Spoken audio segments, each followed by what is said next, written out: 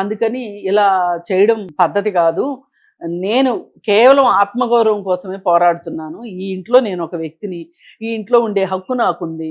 నా హక్కు ప్రకారమే నేను ఉన్నాను తప్పితే నేను ఎప్పుడు ఈ ఆస్తులను అడగటం కానీ, ఈ ఆస్తుల్ని ఉపయోగించుకోవటం కానీ, నేను నా స్వశక్తితో నేను నా కాళ్ళ మీద నిలబడి నా కెరీర్ని నేను నిర్మించుకున్నాను.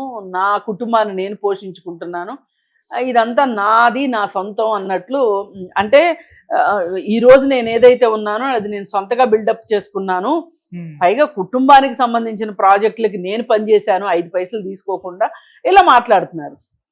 ఇప్పుడు వీటినేమి కాంట్రడిక్ట్ చేయలేకపోతున్నారు, ఎవరు చెయ్యట్లేదు. ఓకే. ఇంకా మోహన్ బాబు మాట్లాడేది ఎట్లా ఉంది అంటే, నా వయసు 78 ఏళ్ళు, నాకు నా కొడుకు నుంచి నా కోడల నుంచి థ్రెట్ ఉంది అని మాట్లాడుతున్నారు. ఆయన ఎంతసేపు కోడల మీదకి వెళ్తున్నాడు. 7 నెలల పసిపాపను కూడా వదిలిపెట్టేసేసి వీళ్ళు తగాదాల కోసం తిరుగుతున్నారు, ఆయా దగ్గర పాపను వదిలేసేసి తిరుగుతున్నారు అని చెప్పి మాట్లాడడం. అలా మాట్లాడే ప్రతి మాటకి మనోజు కౌంటర్ ఇస్తున్నాడు కరెక్ట్ గానే. నేను మా అమ్మ దగ్గర వదిలిపెట్టి వెళ్ళాము, హాస్పిటల్కి వెళ్ళాము, మేము హాస్పిటల్లో చూపించుకోవడానికి వెళ్ళాము మేము, అంతేగాని పాపను వదలాలని కాదు. మా అమ్మ దగ్గర వదిలిపెడితే కూడా ఏంటి బాధ అని అతను మాట్లాడుతున్నాడు. పైగా నా భార్య మీద ఇలా అభూత కల్పనలు మాట్లాడడం, ఆమెను బాధ్యురాలను చేయటం మటుకు చాలా అన్యాయం. ఇది తనకేం సంబంధం వీటన్నిటితోటి? భర్త పక్కన తోడుగా నిలబడింది తప్పితే ఆమె చేసింది ఏమీ లేదు అన్నట్లు అతను చెప్పుకుంటా వచ్చాడు. ఇంకా కొంతమంది చెంచాగాళ్ళు ఉంటారు కదా, వాళ్ళేమో అసలు ఆ అమ్మాయి వల్లే వచ్చింది అని మాట్లాడుతున్నారు కొంతమంది. వాళ్ళ వయసుకి మరి ఏమి జ్ఞానం ఉందో నాకు అర్థం కావట్లేదు. మరి ఒక పక్కన భర్త ఒక విషయమే మాట్లాడుతున్నాడు అన్నప్పుడు భర్తకి చేదోడు వాదోడుగా నిలబడలేదు, ఈమెం భార్య అని మాట్లాడతారు మళ్ళీ వీళ్ళే. అసలు ఆ అమ్మాయి వచ్చిన తర్వాత ఇదంతా జరుగుతుంది అని. అంటే ఇప్పుడు ఆయనకి లోకు ఎవరు అంటే, మోహన్ బాబు అంటే భయము, విష్ణు అంటే భయము, మనోజ్ అంటే భయము, ఈ మౌనిక మీద భయం లేదు. అంటే ఒక స్త్రీ మీదకే చాలా ఈజీగా వచ్చేయచ్చు. ఒక మాట అంటే కూడా నన్ను ఎవరేం చేస్తారు అని. మరి ఆయన వయసులో చాలా పెద్దవాడు. ఆడపిల్లలు అన్యాయంగా అంటాం మంచి పద్ధతి కాదు. కానీ ఇదంతా ఎందుకు అంటున్నారు అంటే, మోహన్ బాబు దగ్గర మార్కులు కొట్టేయడానికి. ఎప్పుడూ అంతే. ఒకప్పుడు ఆయన సమంత గురించి కూడా ఇలాగే మాట్లాడాడు. ఎందుకు? అక్కినేని నాగార్జున దగ్గర తనకు ఏదైనా ఉపయోగం ఉంటుంది. ఇప్పుడు వాళ్ళ పవర్ఫుల్ అక్కినేని నాగార్జునే కదా, సమంతది ఏముంది పాపం. ఇట్లా అనమాట. అంటే ఎవరు బలవంతులో చూసుకుని అక్కడ న్యాయమా అన్యాయమా అని చూసేది లేదు. బలవంతుల పక్షాన్ని చేరిపోవటమే. బలవంతుల పక్షాన్ని చేరిపోయి మేము బలమైన వాళ్ళమే అని చెప్పి చూపించుకోవటానికి తప్పితే దేనికి పనికిరాదు. కానీ మనం ఒక మాట మాట్లాడామంటే మనకొక విలువ ఉండాలి. వీళ్ళు మాట్లాడారంటే అది ఖచ్చితంగా వాస్తవం అయ్యి ఉంటుంది అనిపించుకునేలా ఉండాలి. అంతేగాని వాళ్ళకి వీళ్ళకి తాబేదారులాగా మాట్లాడే వాళ్ళు అలాగే పక్షపాత ధోరణితోనే మాట్లాడతారు. ఇప్పుడు మోహన్ బాబు పరిస్థితి అంతే అయిపోయింది. విష్ణుకి ఎక్కువ ప్రాధాన్యత ఇస్తున్నాడు. ఇప్పుడు ప్రాజెక్ట్స్ లో పనిచేసే వినయ్ అనే అతనికి విలువ ఎక్కువ ఇస్తున్నాడు, మనోజ్కి విలువ తక్కువ ఇస్తున్నాడు. మీది తప్పు కదా. మీరు ఒక కుటుంబం అనుకున్నప్పుడు ఒక తండ్రికి 2 కొడుకులు సమానం, కూతురుంటే సమానం, 3 పిల్లలు ఉంటే 3 పిల్లలు సమానం. అలాంటిది నువ్వు ఒకళ్ళ పక్షాన ఎలా ఉంటావు? అసలు రెండో వాళ్ళని బాధ పెట్టేటట్లు. నీకు నచ్చే మాటలు చెప్తున్నాడేమో మనోజు, అలాగే నీ అహంకారాన్ని అంగీకరిస్తున్నాడేమో, జీ హుజూర్ అంటున్నాడేమో, నీ అడుగులకు మడుగులు ఒత్తుతున్నాడేమో, అందుకని నీకు విష్ణువు నచ్చాడు. ఇవన్నీ చేయలేదు కాబట్టి మనోజ్ మంచోడు కాదంటే ఎట్లా కుదురుతుంది?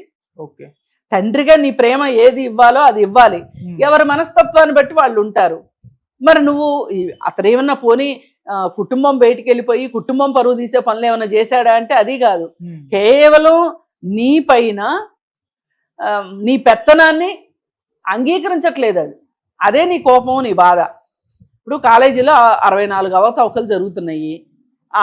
జరిగే మొత్తానికి ఆ వినయ్ అనే అతనే కారణం.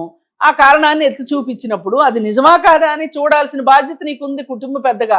చూడకోకుండా నువ్వు వినయ్నే వెనకేసుకుని వచ్చి వినయ్ నీ కొడుకును కొట్టేదాకా తీసుకొచ్చావు వ్యవహారాన్ని అంటే, ఒకవేళ వినయ్ని కొడితే కూడా మనోజు నువ్వు ఇద్దరికీ సర్ది చెప్పాలి. అంతేగా నువ్వు దగ్గరుండి నీ కొడుకును కొట్టిస్తావు వేరే వాళ్ళతో. ఎంతైనా పరాయుడే కదా, బయట అతనే కదా.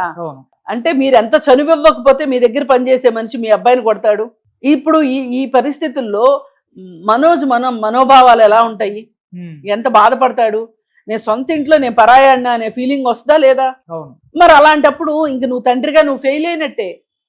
అసలు ఎందుకు ఇంత అహంభావం దేనికి? నాకు 78 ఏళ్ళు వచ్చేసినాయి అని చెప్పేటప్పుడు 78 ఏళ్ళు వచ్చిన వాళ్ళ మెచ్యూరిటీ చూపిస్తున్నావా నువ్వు? చూపించట్లేదు కదా. అందుకని ఏ రకంగా చూసినా కానీ ఈ గొడవలన్నీ కూర్చుని మాట్లాడుకుంటే పరిష్కారం అయిపోయే గొడవల్ని ఇలా రచ్చకెక్కించుకుని రోడ్డును పడ్డారంటే ఆశ్చర్యపోవక్కర్లా మనం. ఇప్పుడు కాలేజీ విషయాలు ఉన్నాయి, కాలేజీలో అవకతవకలు జరుగుతున్నాయి. అవకతవకలు జరిగితే ఎవరికైనా మంచిది కాదుగా. నీ కాలేజీలోనే అవకతవకలు జరుగుతున్నప్పుడు దాని ప్రభావం నీ మీద ఉండదా? అది సరిదిద్దుదామని మనోజ్ అంటే తప్పే ఉంది. అంటే దీని వెనక మీ ప్రయోజనాలు ఏవో ఉన్నాయి, అందుకే మనోజ్ చెప్పేది మీరు వినట్లే. మీ ప్రయోజనాలు ఏమై ఉంటాయి అంటే అక్కడ జరిగే అక్రమాలు మీకు ఇష్టమై ఉండాలి, లేదు మీకు ఇష్టమైన వాళ్ళ కోసం అక్రమాలు జరుగుతూ ఉండాలి, అంతే కదా. అంతకంటే ఏమీ లేదు కదా. మరి ఇదంతా చేయటం ఎంతవరకు కరెక్టు? అందుకని మనోజు బయట అతనికి ఉన్న పేరుకు కావచ్చు, స్నేహానికి ఇచ్చే విలువకు కావచ్చు, మనుషులకి ఇచ్చే గౌరవాన్ని బట్టి కావచ్చు, మనోజ్ ఒక డిఫరెంట్. ఇప్పుడు వీళ్ళ ఫ్యామిలీని ట్రోల్ చేస్తూ ఉంటారు చాలా మంది. నేను ఆ ట్రోలింగ్ని సపోర్ట్ చేస్తున్నాను కాదు, కానీ మనోజ్ని అంత తొందరగా ఎవరు ట్రోలింగ్ చేయరు. విష్ణునే చేస్తారు, లక్ష్మిని చేస్తారు, మోహన్ బాబుని చేస్తారు, కానీ మనోజ్ని చేయరు. ఎందుకంటే అతను ఒక క్యారెక్టర్ ఉంది, ఆ క్యారెక్టర్ని నిలబెట్టుకుంటున్నాడు అతను. పైగా నీ అడుగులకు మడుగులు ఎత్తలేదు కాబట్టి ఎక్కడ కొరగాకుండా చేస్తున్నావు. అదే నీ మా అడుగులకు మడుగులు ఎత్తుతాడు కాబట్టి విష్ణుని తీసుకెళ్లి మా అసోసియేషన్ ప్రెసిడెంట్ని చేసావు. ఏమి అసోసియేషన్ ప్రెసిడెంట్ అయిన తర్వాత ఏం చేశాడండి ఆయన?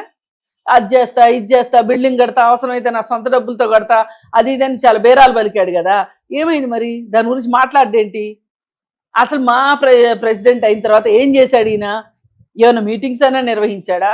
ఏ నిర్ణయాలు తీసుకున్నారు? కార్మికుల కోసం ఏ నిర్ణయాలు తీసుకున్నారు? ఏమన్నా జరిగిందా అక్కడ? ఏమీ లేదు. పైగా నీ ఇన్ఫ్లుయెన్స్ అంతా ఉపయోగించి ఇంకొక 2 ఏళ్ళు ఎలక్షన్ లేకోకుండా పొడిగించేశారు.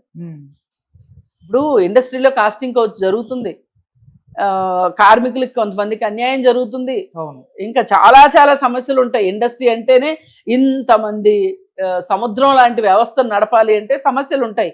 ఏ సమస్యల్ని ఏం ఫేస్ చేశాడు ఆయన? ఆయనకి ఏం అనుభవం ఉంది అసలు విష్ణుకి?